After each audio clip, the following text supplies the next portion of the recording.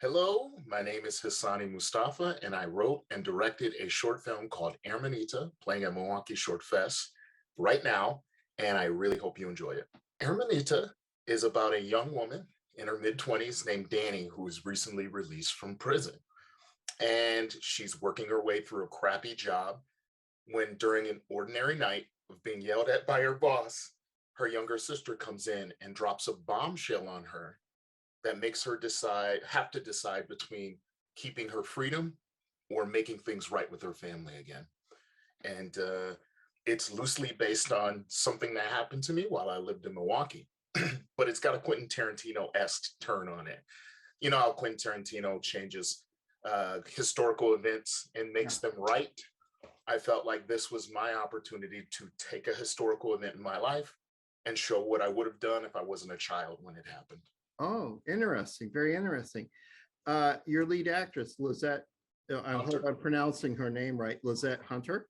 correct. She's also a producer on this. Did she develop this project with you, or did you find her as an actress first and bring her in and she became a producer?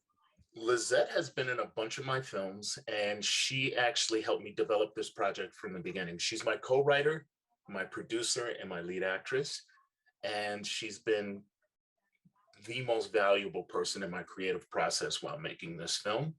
And she's been the most supportive person in the promotional phase of it and getting it out there. She's such a driven young woman because she's a mom of two, and she works a full-time job on top of helping me make this film. So it's inspiring. You have to keep up with her, and all I do is make movies. So She's very good in this. She's very good. I agree.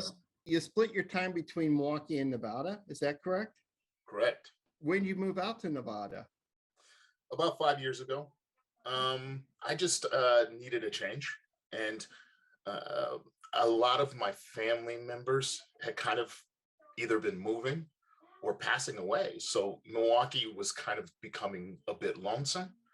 And my best friend ended up moving out to Georgia. And I just kind of found myself wanting a change of pace. So I grabbed a place with my girlfriend in Las Vegas. And I'll be honest, the summer makes me miss Milwaukee so much. So I'll be back soon. You do split your time here. You told me that when we talked on the phone when you were wanting to submit your film. How is the film community in Nevada compared to Milwaukee? The film community here in Las Vegas, which is where I'm at right now, is very new and energetic. It's a lot. The similarities are that the Las Vegas film scene and the Milwaukee film scene feels a little disconnected. There's patches of people working on their own thing all over town. And I would always kind of wish that if people could just get together and like help each other and feed off of each other, even if it was just in the development phases of projects, let alone sharing locations that they know about, and building up just teams. Because I mean, with Hermanita, it was a real community project. I didn't get to meet any of the crew until I got on set that day. It was literally me putting up a Facebook post saying who's available to work on the film this weekend. And a bunch of people said, I am, and they showed up, and we ended up making something special. I've been doing that process in Milwaukee since I was 12 years old. And uh, I'd say Milwaukee feels a little more, it feels like the possibilities are a little bit more endless in Milwaukee, because you can shoot a winter wonderland, you can shoot a lush green forest, you can get to Devil's Lake and shoot something that looks like a mountain, or in my Door County and shoot like damn near Lord of the Rings type stuff if you wanted to. There's limitations on the landscape here in Las Vegas, but the people are very much the same: supportive, creative, enthusiastic. We're a featured filmmaker in John Ridley's Filmmakers with No Boundaries showcase. How that happened there? Was it a contest that you had to join, or did he find you out through your work? They found me through, again, like, the best part about Milwaukee, and I can't say this about anywhere else because I don't have as rich of a history with any place else. But the thing about Milwaukee is when you make friends in Milwaukee, they tend to be friends for life. And my lifelong friends in Milwaukee saw the sort of buzz I was making with the film Takeout Girl, my feature film I put out in 2020. And they felt more people in Milwaukee would want to know about it. Sure enough, they get a hold of John Ridley's people, and they hit me up and said, "Hey, how did you do this?" And when I told them this real Robert Rodriguez story of riding hoverboards with handheld gimbals and pulling focus by hand, and it being one or two people on set a lot of days, they said, "We want to try something new with you." And they actually chose me to be the first round of Filmmakers with No Boundaries, because I think the idea of supporting filmmakers and letting people know all these filmmakers from the Milwaukee area are really making no excuses when it comes to getting a film done. And I appreciate them for that. You also have a great review from Film Threat. Now, I'm older than you, and in the 90s, Film Threat was the magazine that filmmakers sought out to read. That's a good review they gave you. Hmm. For Hermanita? Yeah. Oh, yeah. Those guys are wonderful. Believe it or not, I use Film Threat for the past 12 years now. Oh, I actually was a Kickstarter backer for when the site went through trouble, and I'm really proud that they're still around and thriving the way they are. But I use Film Threat as filmmaking can be very isolating for me. I don't have a lot of money. I have to rely on just my thoughts and my instincts in a lot of this. Film Threat provides me essentially editor's notes. I make something, I polish it as best I can, and I send it to Film Threat first. And what they say informs what I do next. They think it sucks, I go back and I fix it. hmm. I'll even reshoot scenes if I got a low enough score, which hasn't happened yet, luckily enough. But I use them that way. I'm prepared to, because I believe their opinion really matters. I believe they're great critics. Being an older person, it was the magazine to go to in the 90s. I'm glad they're still around. We actually won.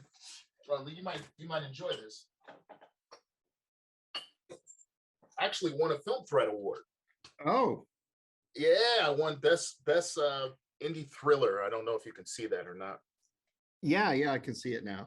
But yeah, like in 2021, I won a Film Threat award, and it was kind of incredible to go from submitting my films that I made for like $500-600, getting good reviews for over a decade, and then out of the blue, you're nominated for a Film Threat award, and then out of the blue, you win it during the Yeah, pandemic. It's that's crazy. cool. So I have nothing but high opinions of Film Threat. That's cool. You actually had a film in our festival back in 2015, and it was pretty well received at that festival as well. So nice to have you come back and send us another film. Well, funny story behind that. That project, Fight Night Legacy, is a boxing project made by not just myself, but by two Milwaukee-based filmmakers. The first being myself, but the other being a really good friend of mine named Michael Sarnowski, who went on to make the Nicolas Cage film Pig a couple years ago, or a year ago. And we both went to University School Milwaukee. We both bummed around Milwaukee, got our start there, moved out to California, lived together. And Fight Night was just a project him and I made because we were pretty good at making stuff together, writing stuff together, and we both wanted to learn. So we're really happy you enjoyed it.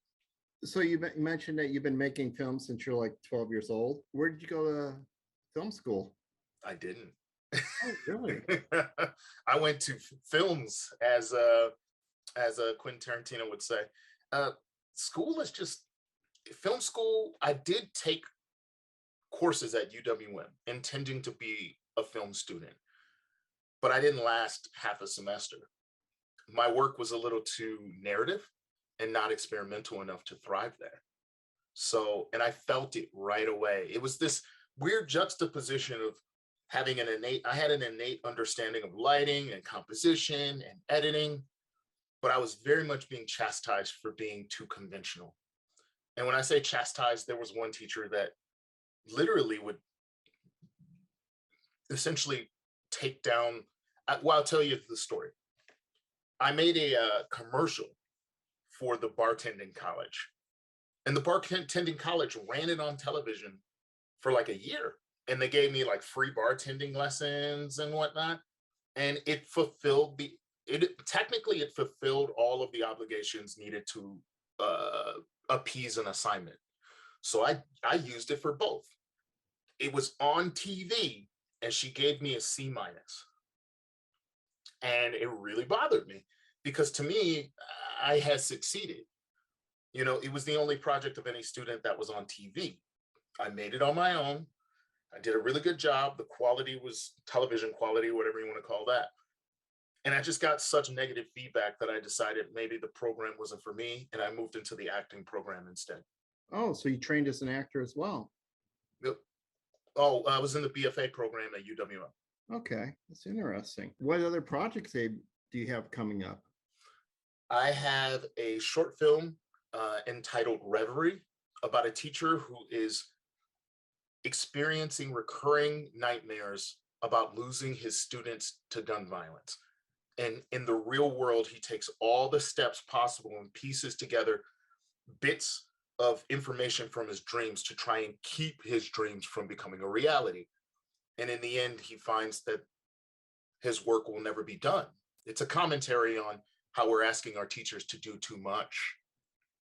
When you ask a teacher to carry a gun, you're asking too much, at least in my opinion. The next short is called Tender. It's about a group of young female prostitutes making their way through the San Francisco Tenderloin in the 1990s. And then finally, I have a feature film called The Beautiful Brain of Billy Bendecito that is about an artist who is experiencing delusions of grandeur as a result of a violent altercation with the police that leaves him with a traumatic brain injury. Wow. Which ones are closer to completion? Reverie I'm in day 3 and it's turning out amazing. It's my first time doing surrealism and like to a strong extent. And you know, absurdism and surrealism are what I really need to use. Otherwise, you won't get the message. And I think with this film, my team, same team from Hermanita, have decided that we need to be a little heavy-handed with this, considering what happened in Uvalde and Texas and just about every other state. You know, everybody's at risk for this happening because we're not getting the picture.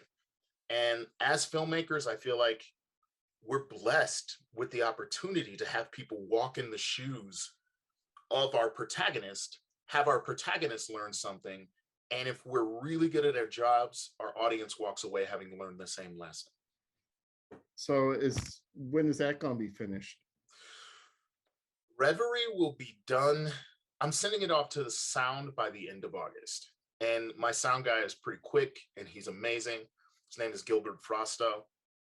He'll be done probably in a couple weeks. So I'm guessing mid-September, I'll be submitting it to film festivals. No, I hope you send it our way. 100%. Okay. 100%.